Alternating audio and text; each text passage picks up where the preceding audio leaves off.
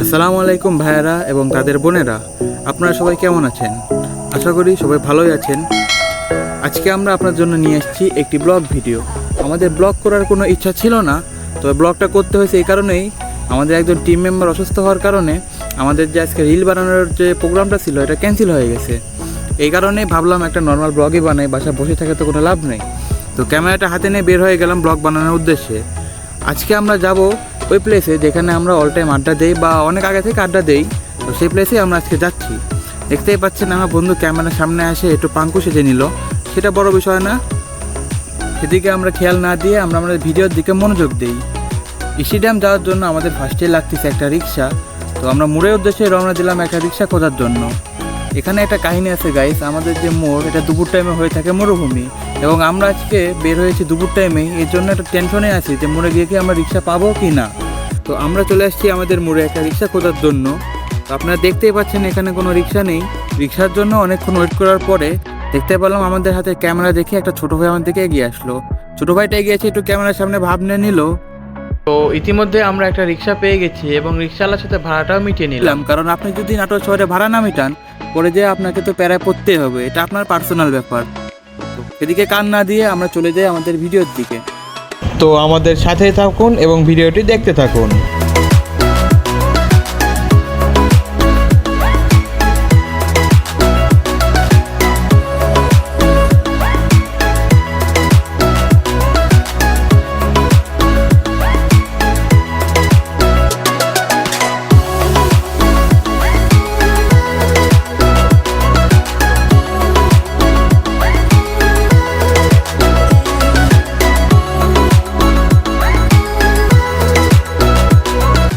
ইতিমধ্যে আমরা চলে আসছি আমাদের গন্তব্যে।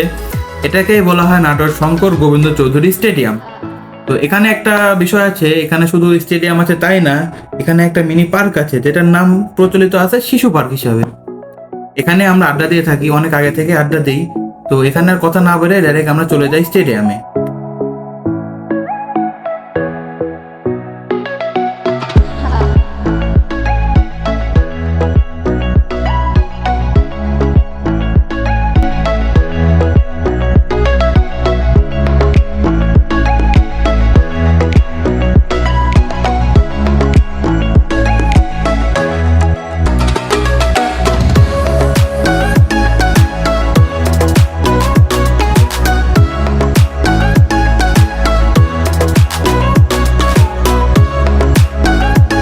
ইতিমধ্যে আমরা আমাদের আড্ডা স্পটে চলে আসছি। এটাই হচ্ছে আমাদের ফালাক ভাইয়ের দোকান। তো এই দোকানটা শুরু হওয়ার পর থেকে আমরা দোকানটার সাথে যুক্ত আছি। আমাদের আসল কথা হচ্ছে চা না খেলে মাথার ব্রেনটা লক হয়ে যায়। তো ব্রেনটা আনলক করার জন্য ভাইকে ফার্স্টে এসে 2 কাপ চায় অর্ডার দিয়ে দিলাম। তো ভাই আমাদের কথা মতো চা বানানো শুরু করে দিছে। কথা না বাড়িয়ে ভাইয়ের চা বানানোর স্টাইলটা আপনারা আগে উপভোগ করুন।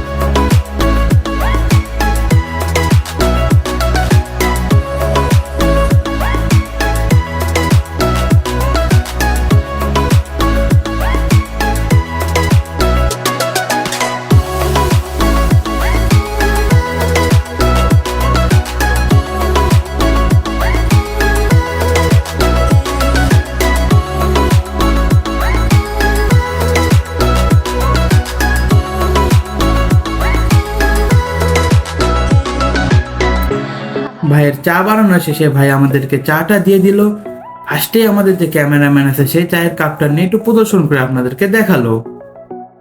ইতিমধ্যে আমি যখন চায়ের প্রথম চুমুকটা দিয়েছি, জিব্বার ফ্লেভার গুলো বার্স্ট হয়েছিল আমার জিব্বা।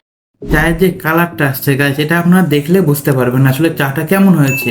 এই জন্য আমি বলি যে এটা হচ্ছে আমার ব্রেন আনলক করার একটা চাবি। আসল কথা হচ্ছে গাইস, আমি তেমন কোনো কাজ না পারায় ভাবলাম ভাইয়ের থেকে চা বানানোটা শিখে রাখি, ভবিষ্যতে কাজে লাগতেও পারে। এই কথা সেই কাজ আমি স্টার্ট করে দিলাম আমার চা বানানো। ফার্স্টে আমি গরম পানিটা নিয়ে নিলাম, তারপরে চা পাতির মধ্যে যখন পানিটা দিলাম, তো ফার্স্টে আমি বুঝতে পারলাম যে আমার দ্বারা এটা হচ্ছে না, কিন্তু মনে ছিল আমার কনফিডেন্স যে আমাকে করতেই হবে। একটু চিনি নিয়ে নেবো চায়ের সাথে, কারণ চায়ের মেন ফ্লেভারটাই হচ্ছে চিনি। তো আপনারা দেখতে পাচ্ছেন আমার চায়ের যে কালারটা আসছে, তাতে বুঝলাম যে আমার দ্বারা এই কাজটাও হবে না। চা বানাতে গিয়ে ব্যর্থ হয়ে আমি ভাবলাম যে না, আর চাটা কিছু বানাবো না, বাইরে গিয়ে একটু মনটা ফ্রেশ করি। এই জন্য বাইরের আবহাওয়াটা আমি উপভোগ করতে বাইরে চলে আসলাম। আপনারাও দেখতেই পাচ্ছেন আজকের ওয়েদারটা খুব জোশ ছিল। ইতিমধ্যে আমার একটা ফ্রেন্ড চলে আসছে, সে কিছু জ্ঞান দিবে। জ্ঞান এটাই ছিল যে বয়স থাকতে বিয়ে করে নাও, কারণ সময় গেলে আর সাধন হবে না। তো বন্ধুর কথার সাথে আমিও একমত ছিলাম। এর জন্য বন্ধুর সাথে একটা ডিল করলাম যে বন্ধু, তুমি বিয়ে করলে তোমার শালি হবে আমার। কিন্তু কথাটা শুনে বন্ধু একটু খারাপ ইঙ্গিত করলো আমাকে, কিন্তু ক্যামেরা দেখে সে আমার সাথে ডিলটা করে নিল। তার সাথে আমি আরেকটা ডিল করেছিলাম যে এখন আমরা যে বাসায় যাবো, সেই রিক্সা ভাড়াটা আমার কাছে নাই, সেই জন্য সে আমাকে কিছু টাকা দিল বাসায় যাওয়ার জন্য। অলরেডি আমরা অনেক লেট করে ফেলছি আজকে বাসা যাওয়ার জন্য, এই জন্য আমরা এখানে দেরি করলাম না, আমরা বাসার উদ্দেশ্যে রওনা দিয়ে দিছি। তো যাওয়ার আগে রাতের স্টেডিয়ামটা আপনারা একবার দেখে নিন। ইতিমধ্যে আমি একটা রিক্সা পেয়ে গেছি এবং রিক্সা উঠে ওয়েট করতেছিলাম আমার বন্ধুর জন্য। তো বন্ধুও চলে আসলো, আমরা বাসার উদ্দেশ্যে এখন রওনা দিব। তো গাইস, এটুকুই ছিল আমাদের আজকের ব্লগ।